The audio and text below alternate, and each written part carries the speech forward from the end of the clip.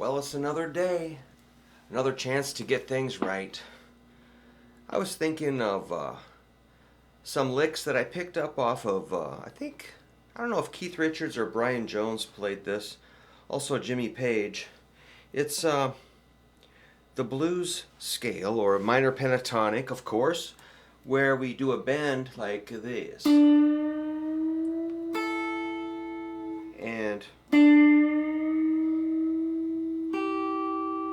And this. Then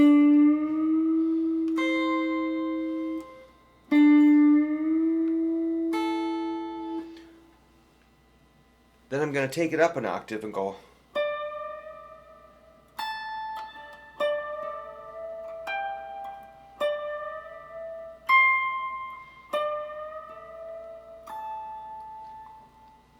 I just love those. They really cut through a mix. If you're playing something, playing with a band, you've got a couple guitars, bass, and drums, and so forth. That's gonna cut through. It just you don't have to be real fast with it. You can just let those notes hang in space. So here's the idea. I'm gonna bend the third string, 7th fret, up that way. That's a D going to E.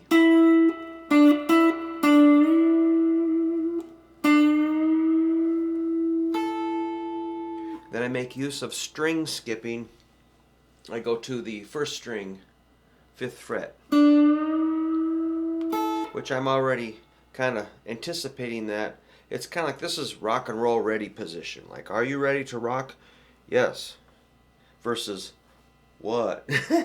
So you're there. Yeah.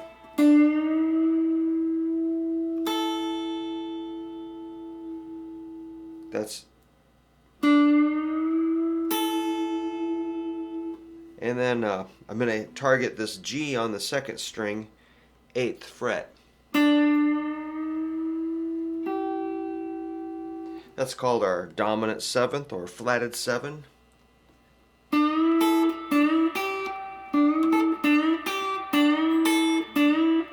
This is pretty much just typical bonehead rock and roll soloing, but that's kind of what I really love to do.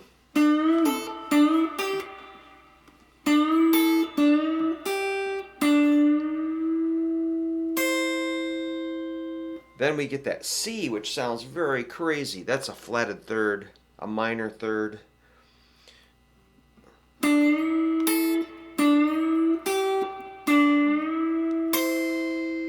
Sounds pretty raunchy.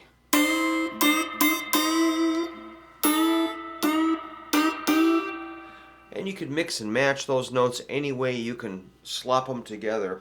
You could really hold,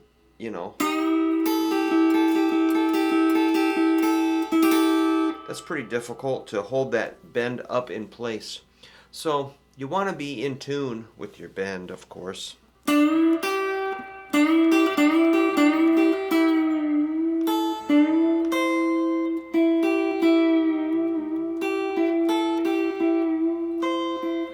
Like I say, mix and match those notes. And I just remembered the sound of it going up with your bend and the sound of it coming down is cool.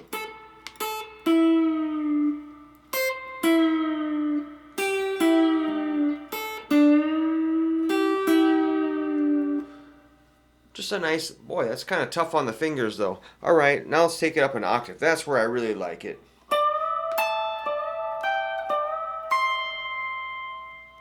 That's a C up there, that really high note.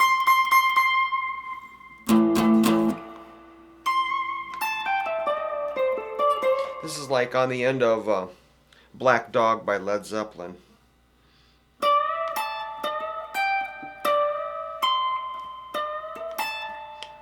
Jimmy Page just goes up there and just hangs those notes. Just hangs them on a hook, man. They just sound cool. Wow.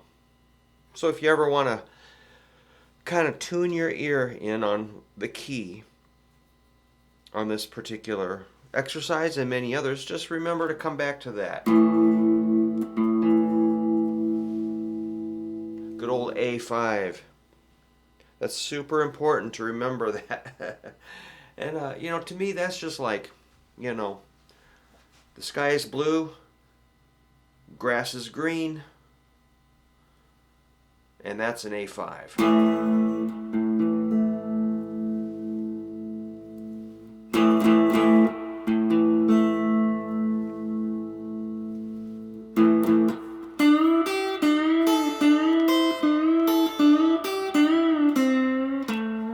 And you can always take it home to the root.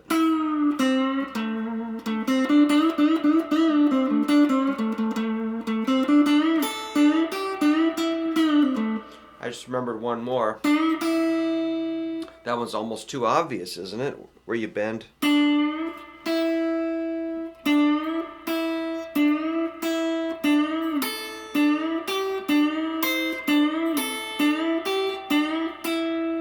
Bend and hit the, you bend a D to an E, then hit an E here.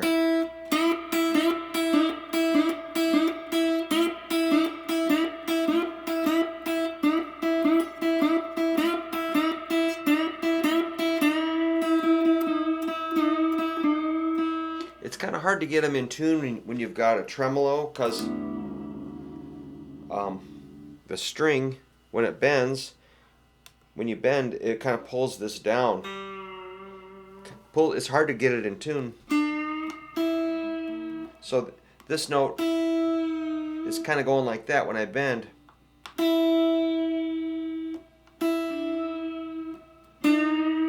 So it's like you're trying to hit a moving target with pitch. But if it's a little sharp or flat, sometimes that makes it sound kind of like a chorus pedal.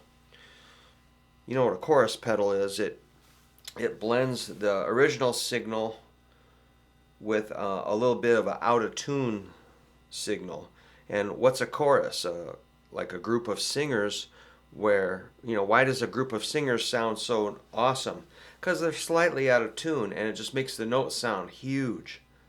If everything's perfectly digitally tuned, it's kind of like really claustrophobic. It just doesn't sound natural. So a little bit of out of tune is kind of desirable. There's that E, second string, 17th fret.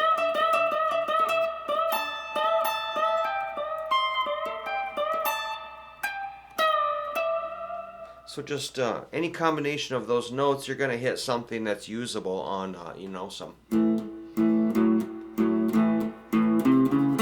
some rock and roll or blues.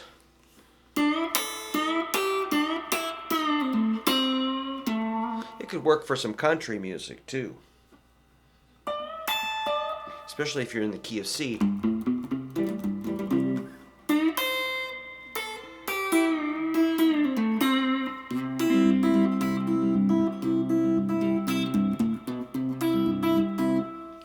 What is country music anymore anyway?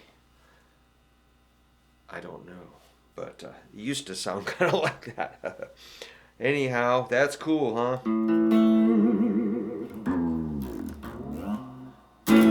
Well, thanks for hanging out, and let me know if you have any questions about anything.